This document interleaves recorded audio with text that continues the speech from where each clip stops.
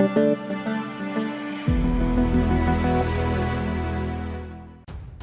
to hard reset LG K7i.